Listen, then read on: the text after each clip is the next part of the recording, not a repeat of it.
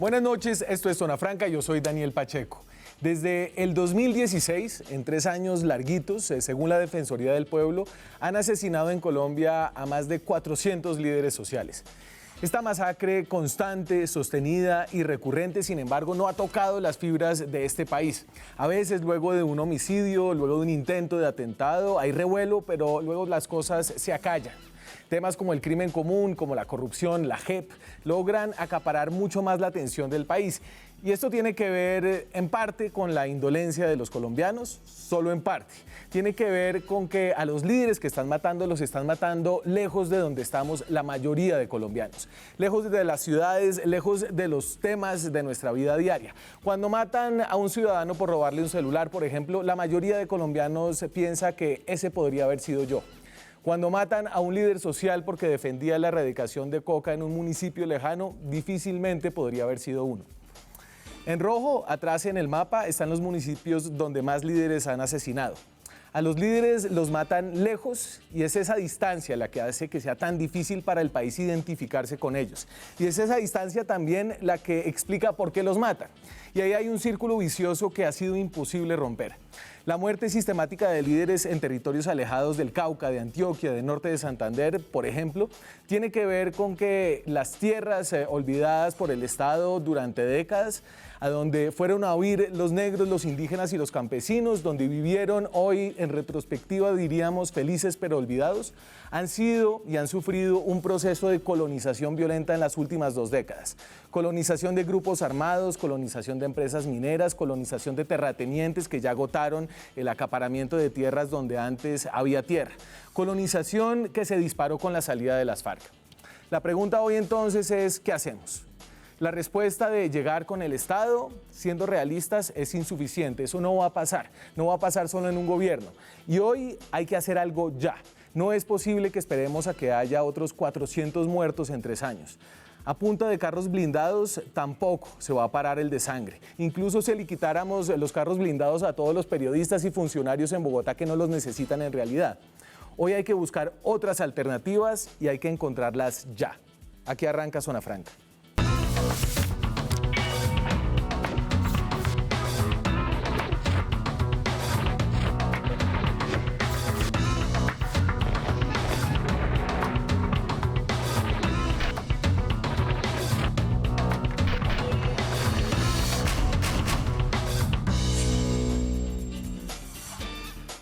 Y esas alternativas hay que encontrarlas con las personas que están en los territorios, que están poniendo el pecho.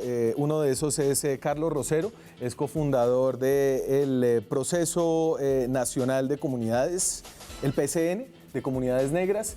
Carlos, bienvenido, gracias por estar aquí esta noche. Gracias a ti por invitarnos y a todos los que nos van a escuchar.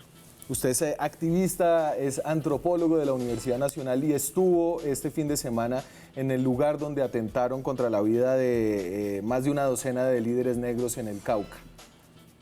Sí, éramos 16 personas vinculadas al movimiento negro, tanto del norte del Cauca como del país y con conexiones a nivel internacional.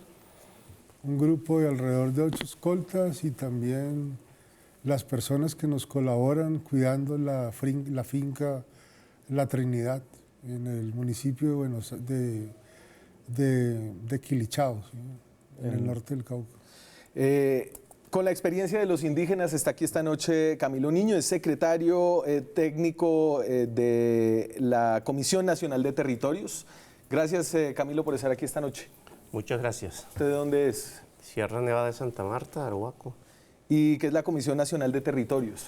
La Comisión Nacional de Territorios es un espacio político que surge en el 96, producto de la exigencia, y es un espacio de diálogo y de concertación en materia territorial entre pueblos indígenas y el gobierno nacional.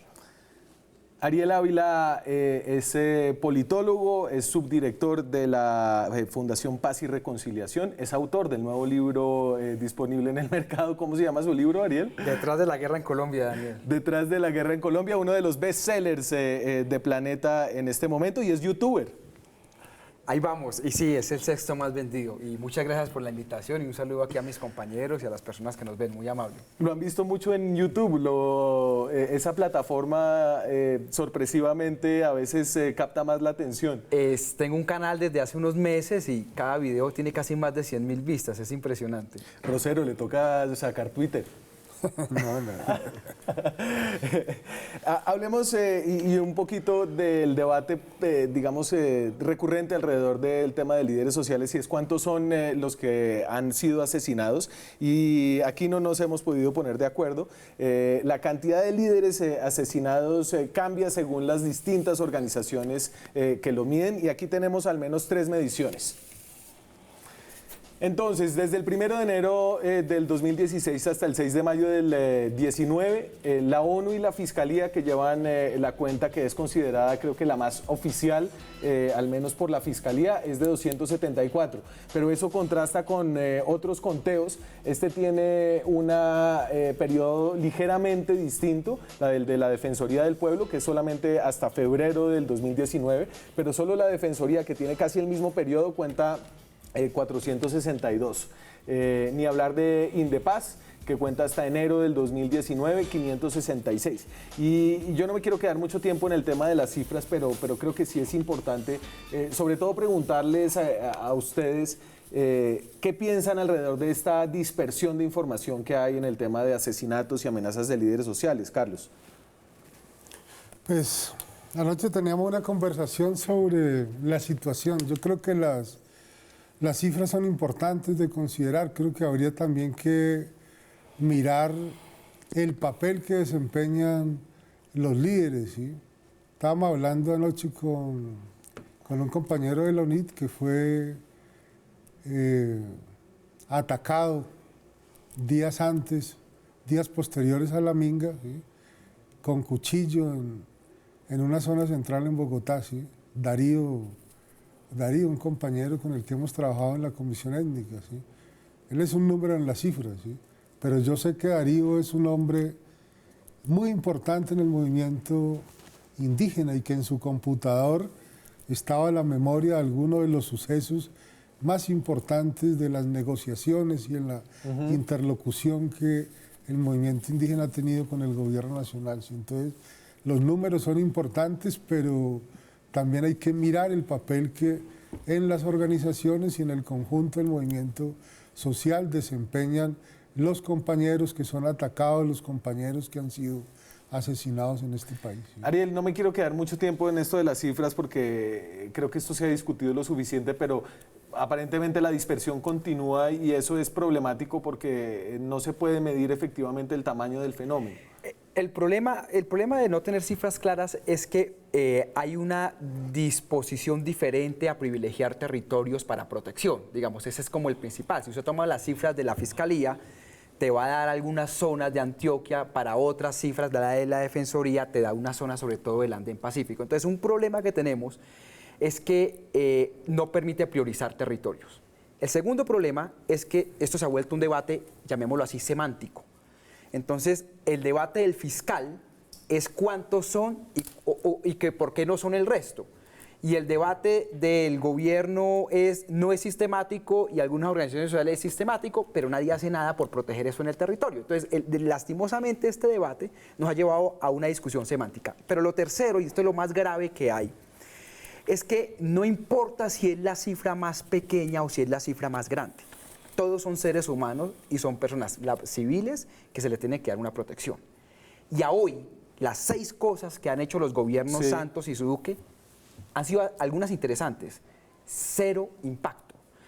Termino con esto. Michael Ford estuvo aquí, el relator de las Naciones Unidas para Defensores de Derechos Humanos, estuvo en el 4 de diciembre y él dijo una frase dramática. Él dijo, no conozco ningún otro país en el mundo donde los líderes y lideresas vivan una zozobra como en Colombia. Y el señor acababa de llegar de la República Democrática del Congo. Y hay estados donde literalmente no se pueden mover. Yo creo que ahí hay una discusión profunda que... Claro.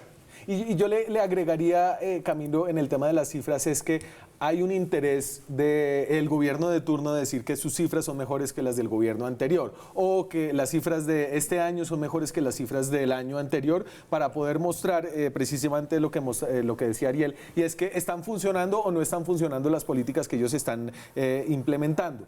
¿Hay alguna idea y usted tiene alguna sensación a partir del debate de cifras si está funcionando o no lo que está haciendo el gobierno? Yo creo que el problema de la cifra es histórica, porque la cifra no permite tampoco mostrar la realidad actual. Entonces, frente a eso, uno lo mismo ve la dispersión en los datos, tanto a nivel nacional, que uno creería que está y que tienen cerca como toda la disponibilidad para mostrar cifras reales. Imagínase donde están sucediendo estos asesinatos, donde están asesinando a los líderes sociales, que son en lugares donde no hay acceso a la información. Entonces, frente a eso, siento que hay un subregistro que es difícil de mostrar y que seguramente estas cifras que se están mostrando son mucho más elevadas, porque hay lugares donde han sido asesinados, ¿cierto? Y no cuenta dentro de los registros oficiales. Entonces, creo que esa es una dificultad enorme que se tiene para mostrar la realidad actual. Frente a eso, es mucho más alto la problemática que se está evidenciando actualmente. Yo solo quisiera enfatizar en lo siguiente, ¿sí? Si el registro es sobre muertos, el balance es 1, ¿sí? ¿Cuántos líderes son amenazados en este país? No sabemos, ¿sí? ¿Cuántos son producto de la amenaza desplazados internos y cuál es el impacto que eso tiene sobre el trabajo, sobre las estrategias de defensa de derechos de las comunidades? ¿Sí? ¿Cuántos líderes están confinados en este país? Medimos los asesinados y eso es difícil, duro, lamentable, ¿sí? Pero si sumáramos eso, la situación es terrible y catastrófica y no está en proceso de disminuir. Es una situación que está en aumento. Incluso a propósito de lo que acaba de pasar con nosotros en el norte del Cauca, ¿cuántos líderes que no están amenazados, que no están desplazados, están afectados psicológicamente por la situación que se vive en el país con todos los liderazgos? ¿Sí? Entonces yo creo que hay que ampliar el foco, ¿sí? Los muertos sí, es una variable muy importante, pero la situación es mucho más allá de los muertos. Daniel, solo perdóneme esto, mire, lo que dice, este es tal vez el punto central. Si nosotros tomamos la cifra de la Defensoría, lo que tenemos que decir es que cada 2 días asesinan un líder social en Colombia o una lideresa. Si tomamos atentados, amenazas, secuestros, desapariciones forzadas, hay 2 victimizaciones diarias. Es decir, que cada día, como hoy, 2 líderes sociales o lideresas sufrieron alguna victimización. Y el tema con esto es que los líderes sociales no nacen como el pasto, ¿sí? O sea, esto es, en economía esto se llama beneficios marginales decrecientes, es decir, si usted los mata se acaba. Y eso es un golpe durísimo para la democracia. El problema que tenemos ahorita es que estos niveles de zozobra, como en el Urabá antioqueño, por ejemplo, que es la situación más dramática sobre líderes sociales, la conozco allá, es que no hay democracia, hay como una dictadura y nadie se atreve a decir nada, nadie denuncia, nadie reclama tierra. Entonces podemos tener una democracia muy bonita aquí en Bogotá, tal vez un poquitico más en Cali, pero hay para adentro que entre el diablo y escoja. Entonces el daño a la democracia, el daño a la sociedad es terrible. Mire, yo le muestro, y precisamente sobre lo que usted señalaba, 2 cifras, tenemos la de homicidios, el gobierno, homicidios versus amenazas, Juanse. El gobierno está diciendo, esto está funcionando, nuestros planes están funcionando, y entonces, por ejemplo, la ministra del Interior en Twitter pone, hubo una reducción del 25% en homicidios a líderes entre agosto y febrero del 2018 comparado con agosto y febrero del 2019, ¿cierto?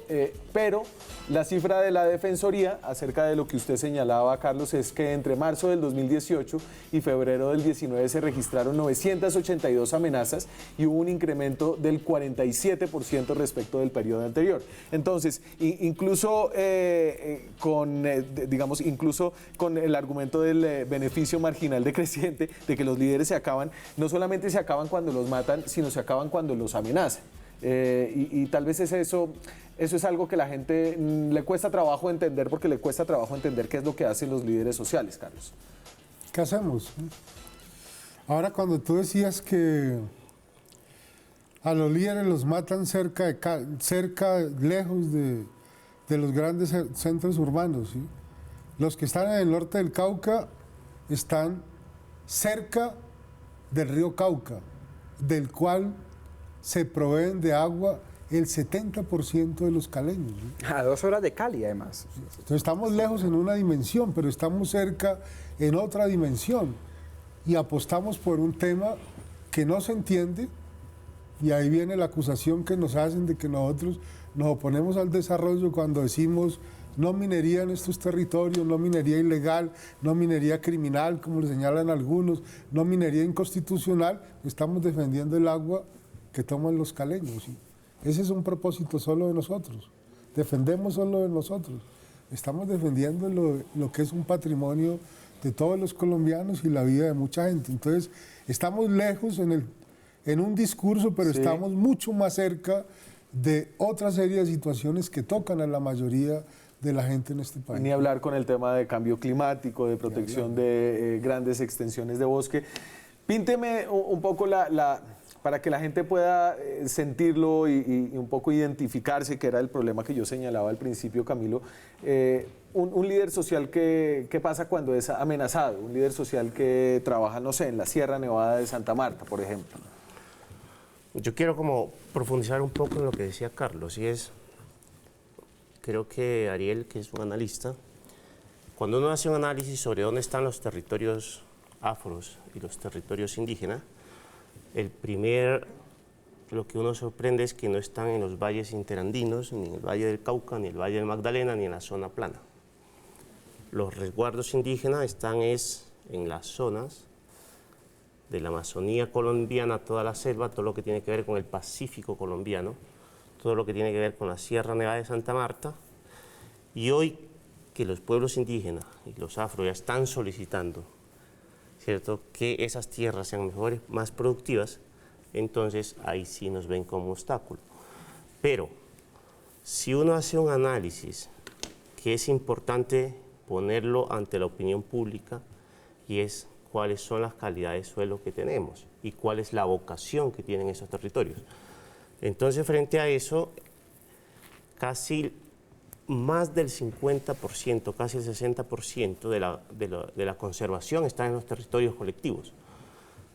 Y esto es lo que dice Carlos, es la provisión de los servicios ambientales, si así lo queremos ver, la provisión de agua, ¿cierto? Y eso es lo que finalmente estamos protegiendo y estamos cuidando. Y a mí me sorprende, por ejemplo, una ciudad como Santa Marta ahorita esté en crisis de agua. Sí. Llevan 3 años. Y eso es sorprendente porque uno creía que tiene una estrella fluvial cerca, que es la Sierra Nevada de Santa Marta, donde hay 2 cuencas que se están secando.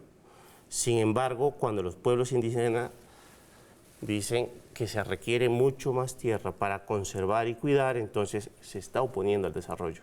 Cuando nosotros necesitamos esa seguridad jurídica, y creo que aquí es un poco la médula del conflicto colombiano, ¿cierto?, que es el tema de la tierra. ¿Cómo están esas tierras? ¿Qué calidades tiene la tierra? ¿Quién tiene la tierra? Que creo que es importante profundizar. Sin embargo, en la pregunta que usted nos decía es, ¿qué pasa cuando matan a un líder? O incluso cuando lo amenazan, ¿no? O Porque cuando es que lo usted amenazan. está solo por allá, Entonces, en un pueblo, frente a eso, sin señal de celular. Lo que nosotros hemos identificado es que no es cualquier persona. Son personas que tienen una representatividad política, efectivamente, pero también un tema cultural. Entonces, frente a eso, cuando amenazan a un líder, cuando asesinan a un líder, conlleva al deterioro cultural de los mismos pueblos. ¿Por qué? Porque, por ejemplo, para un tema de los grandes sabios tradicionales, eso tiene toda una formación desde pequeño. No están matando a una persona, están acabando con un pueblo. Y eso pasó, por ejemplo, usted que ha estudiado un poco la Sierra Nevada, cuando la fuerza pública acaba con la dirigencia de la Confederación Indígena Tairona en el 91. Desestructuraron, entonces, Sí. desestructuran la organización, pero también deterioran a los mismos pueblos. Entonces creo que crean un gran vacío en los pueblos, que es difícil volver a llenar ese espacio. Me voy a la primera pausa. Cuando regresemos, si usted lo señalaba, no se puede entender este fenómeno sin entender el territorio. Y cuando volvamos, hablamos un poquito del norte del departamento del Cauca, donde sucedió el atentado reciente y cómo es que ahí están confluyendo todos los conflictos alrededor de la tierra en Colombia. Ya volvemos. Seguimos en Zona Franca. Esta noche hablamos de líderes sociales, de por qué los están matando y de cómo hacer para que esto pare, de cuáles son las alternativas, y para eso decíamos que hay que entender qué está pasando en esos territorios. Voy a conectarme con Cali, con Tatiana Duque, que es la editora de La Silla Pacífico, de La Silla Vacía, quien escribió recientemente al respecto. Tatiana, ¿qué tal? Buenas noches. Hola, buenas noches. Muchas gracias por invitarme. Con mucho gusto. Usted escribió un artículo que discutía al menos tres causas, tres conflictos grandes que hay en la región del norte del Cauca que estarían detrás de este atentado. Sí, pues ahora es muy pronto decir quién pudo haber sido el que está detrás del ataque que ocurrió el sábado, pero lo que sí es cierto es que los liderazgos sociales de las comunidades afro han sido constantemente una piedra en el zapato para actores legales e ilegales que han sido muy poderosos en el norte del Cauca. Ya hablábamos pues de empresarios, de mineros, y pues como decía Carlos, no era solamente mineros ilegales, sino estamos hablando de grandes empresas mineras que quieren el oro y quieren el agua que pasa por el norte del Cauca. Y también pues el fenómeno de disidencias de EPL, o mejor dicho los pelusos que llegaron desde el Catatumbo hace 2 años a recuperar tierras o a pelearse tierras que antes eran de las FARC. Pues esto configura todo un cóctel de violencia en donde no solamente están las comunidades afro del norte del Cauca, sino también los indígenas y los campesinos que confluyeron en la minga que acabó hace menos de un mes. Las personas que estaban en Buenos Aires no eran cualquier persona, digamos, ahí estaba como la cúpula de lo que es hoy el movimiento afro en Colombia, incluyendo aquí nuestro panelista Carlos Rosero. Explíqueme un poco el papel y el protagonismo que han tenido ellos recientemente y por qué por eso este atentado fue tan grave. Termina siendo bastante grave porque es, como usted dice, la cúpula o al menos la plana mayor del nuevo liderazgo afro que hay en el país. Estaba Francia Márquez, que pues ella ha tenido un recorrido gigantesco aquí en el norte del Cauca, en el Valle del Cauca, y es reconocida en toda la región, pero a nivel nacional pues salta a la fama por este Nobel ambiental que gana hace exactamente un año. También estaba Clemencia Carabalí, que es una mujer que ha llevado unas causas muy importantes en Buenos Aires y tiene pues digamos, es directiva de una asociación de mujeres. Estaba también Sofía Garzón de PCN, estaba Víctor Hugo Moreno, que era el representante de la Minga por parte de los consejos comunitarios afro del norte del Cauca, y pues estaba Carlos y otros 16 más o menos líderes afro que estaban hablando de temas supremamente importantes y de una de las cosas que ganaron en la Minga, que era reactivar la mesa de conversaciones con el gobierno nacional para reivindicar un montón de situaciones y unos acuerdos que ellos no han sido cumplidos, que no les han cumplido a ellos en los últimos 30 años. Carlos creo que en algún momento comentó 300 acuerdos incumplidos. Entonces, digamos, no estaban hablando de poca cosa y no era poca cosa los que estaban allá y nadie, de hecho, estaba esperando un ataque de esta forma. Entonces fue simbólico y bastante violento. Es Tatiana Duque, es la editora de La Silla Pacífico, de La Silla Vacía, la pata regional de La Silla Vacía. Tatiana, muchas gracias. Muchas gracias a ustedes. Entonces, Rosero, yo me conecté con Tatiana para que, porque usted como es de tan pocas palabras me iba a decir lo importante que es. Daniel, mira, sobre esto, para poner estos temas claros en datos y que la ciudadanía aquí entienda cómo es la cosa, mire. En el 70% de los homicidios, los autores materiales son personas que la Fiscalía clasifica desconocidos. El 30% son disidencias, ELN, Clan del Golfo, ahí está el 30%. Sí. En el 70% son desconocidos. ¿Qué quiere decir eso? Que hay gente contratando sicarios para que maten líderes sociales. Y no sabemos quién está detrás. Segundo dato interesante sobre esto. Dice la Fiscalía, esto no es sistemático, porque sencillamente el que mata no es el mismo, como se lo acabo de decir, 70% autoridad. Pero cuando usted mira el perfil de la víctima, es totalmente sistemático. Entonces, los más victimizados, líderes comunales que básicamente promueven que se vayan las economías ilegales de sus territorios. El que denuncia una mina, el que denuncia un cultivo de coca, ¡tum!, le dan. Segundo, los que reclaman tierra y verdad, Urabá. Si yo reclamo tierra despojada o verdad, me matan.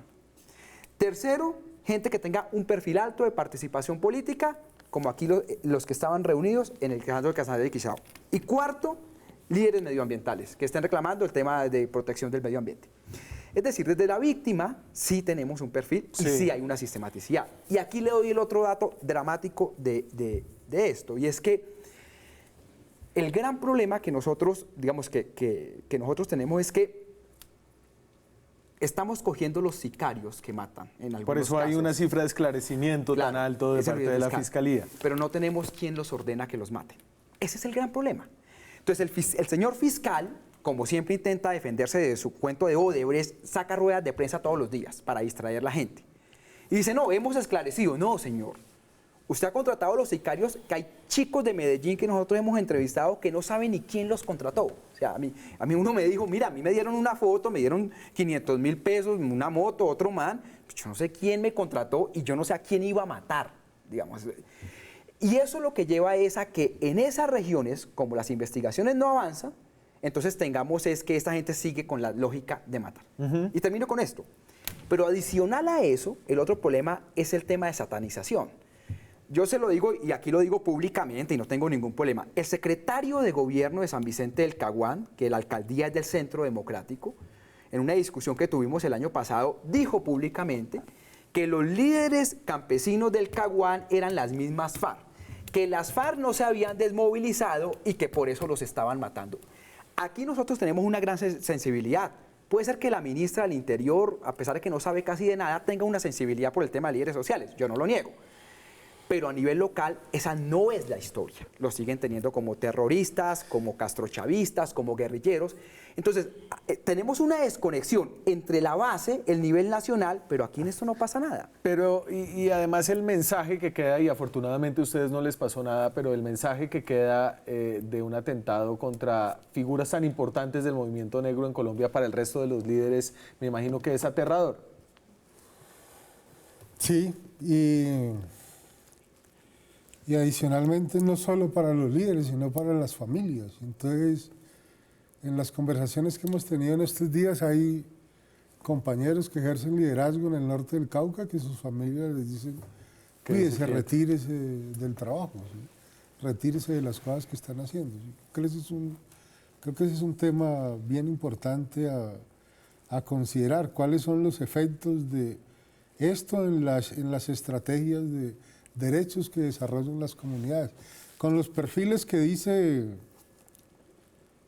Ariel, pues nosotros los que estábamos reunidos estábamos absolutamente complicados, ¿sí?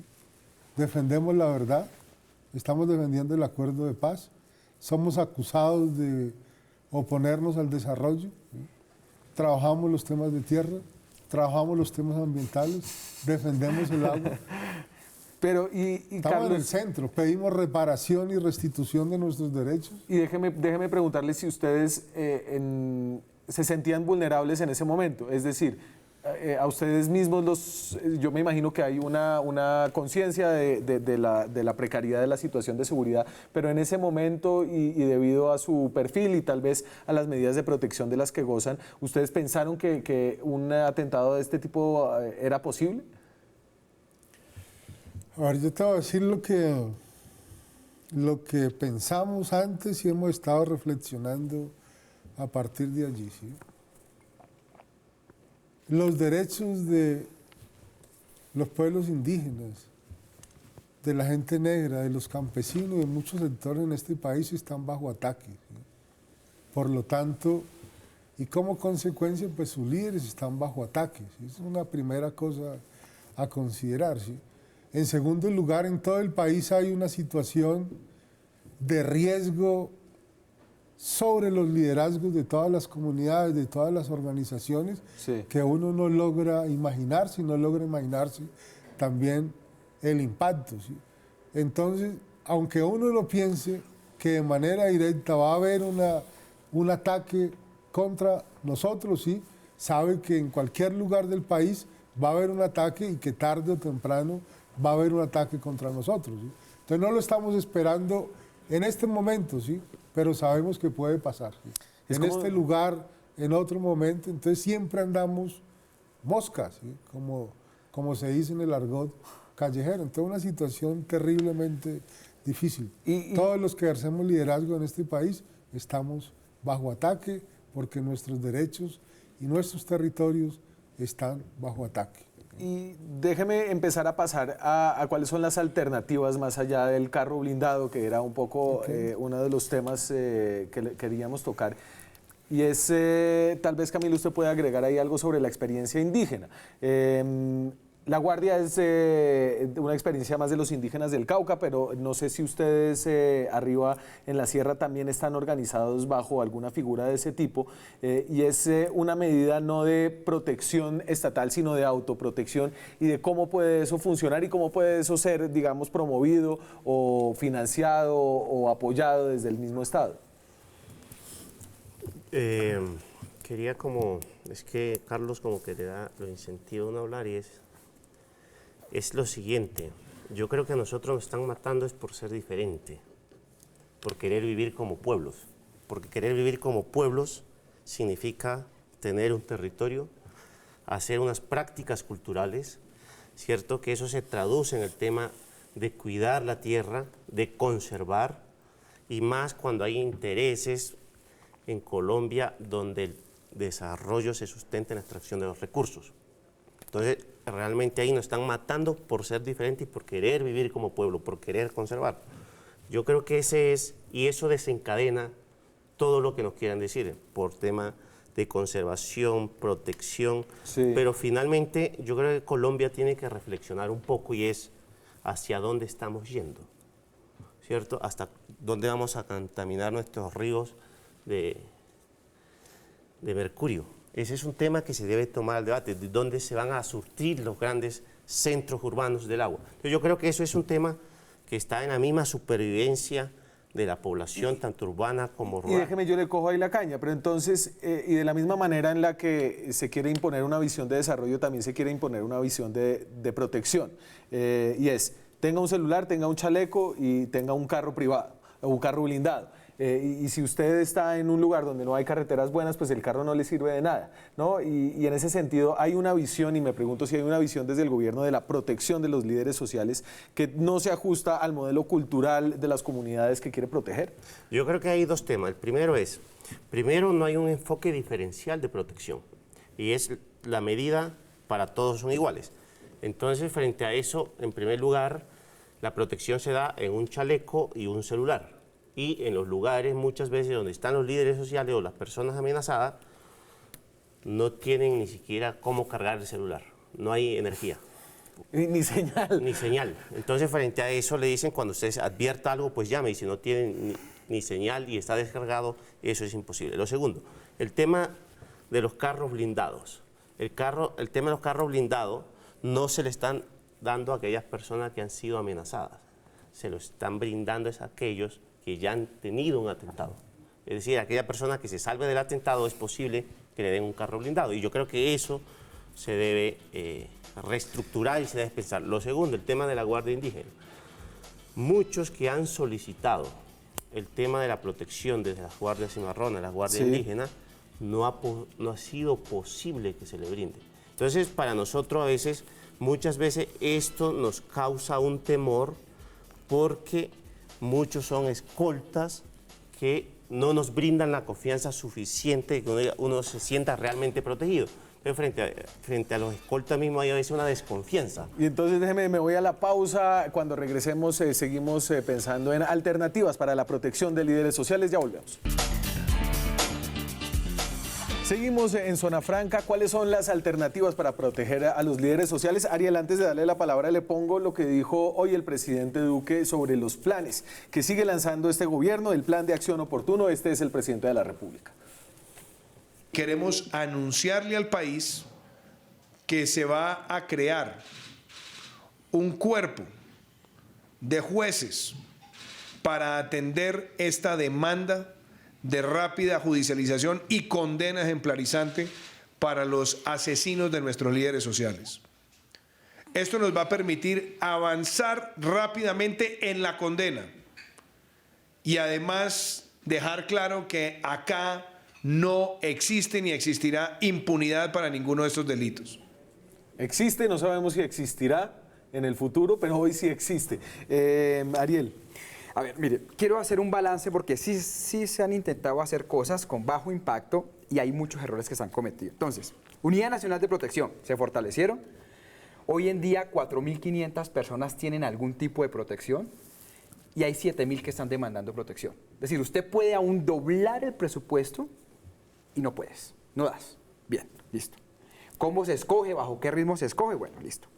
2, el gobierno Santos creó un mecanismo de protección colectiva. Se crearon 20 programas, después se ampliaron a 30 y ahí quedó estancado. Bien. Tercero. Y explique un poquito la diferencia entre la medida individual, es claro, el chaleco, el celular Sí. o el carro. ¿Listo? Y el O escolta. uno de los tres. Hay líderes que le dan solo el celular y váyase para su casa tranquilo y llame desde... Bueno. Ese es individual. El colectivo, La ¿cómo protección funciona? colectiva es que ubican comunidades, les dan una cierta protección de presencia muy cercana de autoridades, les instalan una antena para que se puedan comunicar, es decir, les dan una protección para que toda una comunidad pueda establecerse. Oye, pero son 20 comunidades o 30 de miles, es decir, también es imposible poderlos cobijar. Bien. Comisión Nacional de Garantías de Seguridad, nosotros incluso la Fundación Paz y Reconciliación estábamos invitados, el gobierno de Iván Duque hizo un simulacro de hacer una nueva y paró de contar. No El la plan de volvieron acción oportuno. no la volvieron a hacer porque como viene el acuerdo de paz, eso es castrochavismo, entonces no volvieron a... Es una Comisión Nacional de Garantías de Seguridad que se reunía más o menos cada mes. Se creó un cuerpo élite de la policía que está totalmente desbordado de la cantidad de amenazas. Es gente muy buena, la conozco, gente muy buena. Son unos pocos, porque los policías los tienen en otra cosa. Bien, la Fiscalía creó un cuerpo especializado supuestamente y se han avanzado, como le digo, en la judicialización de los autores materiales. Ahora lo que dicen es que van a meter seguramente 3 o 4 jueces, el fiscal, y eso es lo nuevo del plan de acción operativa, que es el famoso PAO, que se lanzó desde diciembre del año pasado con 0 impacto.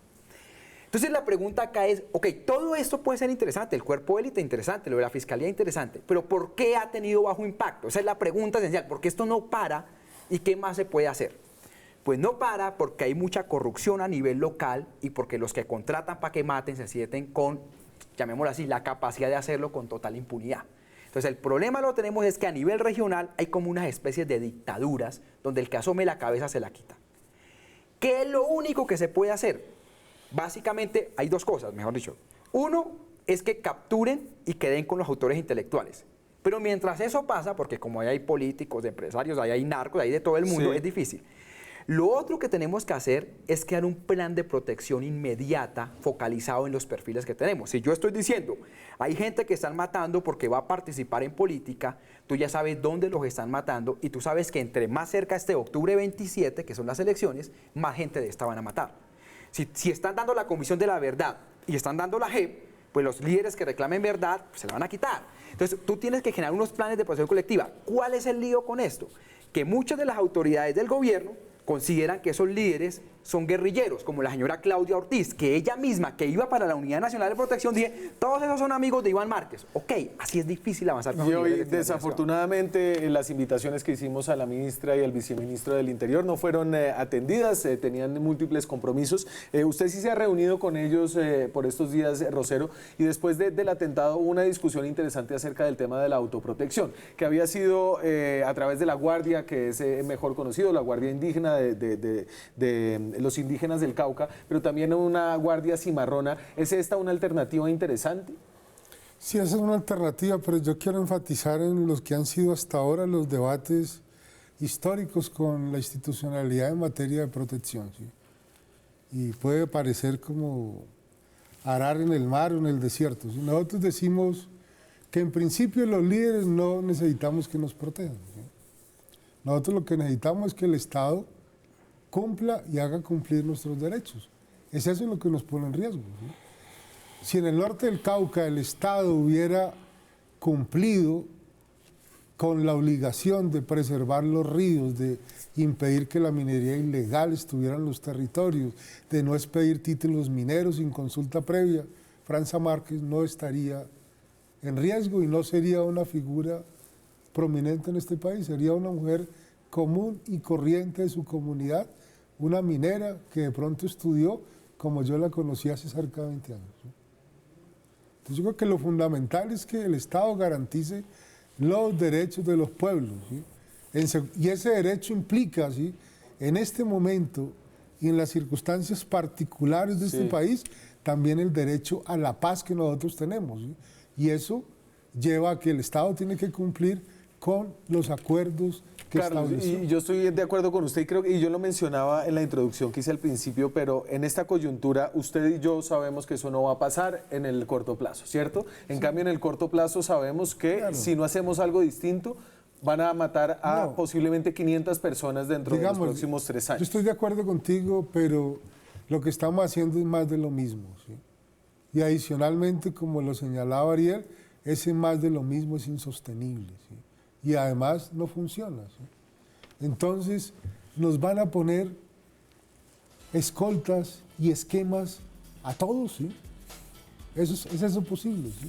Entonces yo creo que podemos seguir dándole la vuelta a la esquina. Para nosotros lo fundamental es que nuestros derechos se garanticen, eso evita los riesgos nuestros, lo fundamental es que se invierta en prevenir, lo fundamental es que el Estado tenga una intervención integral para proteger los derechos de nuestras comunidades. Lo fundamental en un país como Colombia es supremamente escaso en muchas regiones de este país. Vamos a la pausa, ya regresamos. Seguimos en Zona Franca, hablamos de líderes sociales, cómo detener la masacre, cómo detener el desangre. Y salimos a la calle a preguntarle, hemos hablado sobre la distancia que hay entre la ciudad y los territorios en este país y cómo eso es parte del problema. Por eso salimos a la calle a preguntarle a la gente de la ciudad, a la gente de Bogotá, ¿qué es ser líder social? ¿Ellos qué causa liderarían? Esto es Zona Franca. Según el portal Pacifistas, desde el momento de la implementación de los acuerdos hasta ahora, ya han matado 182 líderes sociales. Y aunque aquí estamos llenos de buenas intenciones, poco se le miden a una tarea tan peligrosa como esta.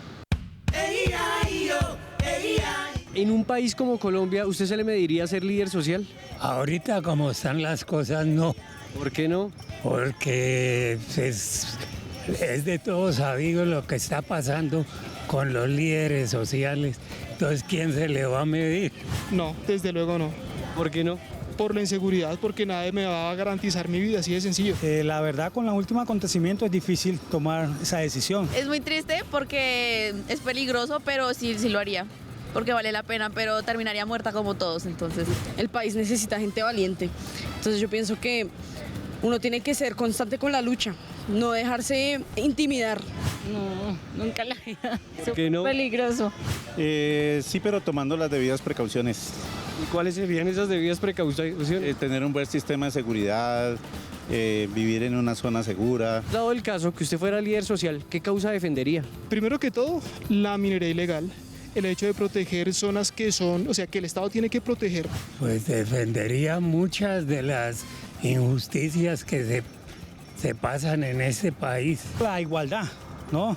El derecho a la igualdad. Principalmente yo defendería, a los campesinos. La lucha campesina. Ya es hora como darle paso a la vida rural en Colombia y defender los derechos de gente que siempre ha estado invisibilizada. Si usted lee la historia de Colombia, siempre, no es desde ahora.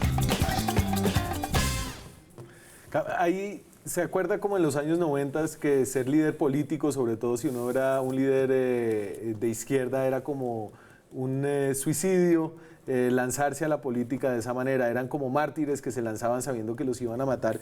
¿Eso está pasando hoy en Colombia, Camilo? Yo creo que el tema de esto es histórico, ¿no? Eso no es Colombia hace 50 años con el surgimiento de las FARC. Yo creo que los pueblos indígenas han venido siendo masacrados desde hace 500 años. Eso también debe quedar claro frente a esto. Y lo otro que a nosotros nos preocupa es el tema de los medios. Sí. De los medios masivos de comunicación y el mensaje que mandan voceros de grandes trayectorias de liderazgo por ejemplo, cuando banalizan el tema de los crímenes a los líderes sociales. Entonces pueden decir que es un lío de falda, ¿cierto? Que no sabemos qué estaba haciendo, seguramente estaba haciendo otra cosa diferente, y anteriormente como que se vuelve a repetir esa historia de que asesinar indígena no es pecado. Eso hubo un tiempo, por ejemplo, que se decía que asesinar indígena no es pecado, o estamos disfrazando el tema de las verdaderas causas frente a eso, y eso banaliza y pone ante el escenario público otro. Entonces, ser hoy un líder social es de valiente. Ariel, lo veo con una visión para adelante un poco negra. Mira, de aquí a octubre esto va a ser una matazón. Yo no veo por dónde eso se vaya a detener entre más cerca estén las elecciones, a no ser que hayan planes de choque. Segundo, solo judicializando a los actores intelectuales vamos a proteger, y solo sensibilizando a las autoridades locales, alcaldes, gobernadores, secretarios de gobierno y militares. Tercero, y esto es la parte más complicada, lo que vimos en las entrevistas que hicieron a la población es lo que quiere esta gente.